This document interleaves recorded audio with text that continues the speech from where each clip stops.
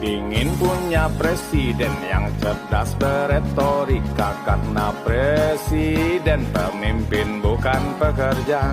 Berpikir yang cerdas, menyampaikan dengan jelas, agar bawahan bisa kerja sampai tuntas.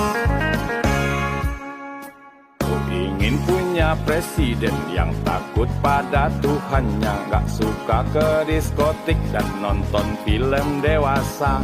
Bagi-bagi ilmu bukan bagi-bagi kartu, apalagi hanya bagi-bagi janji palsu.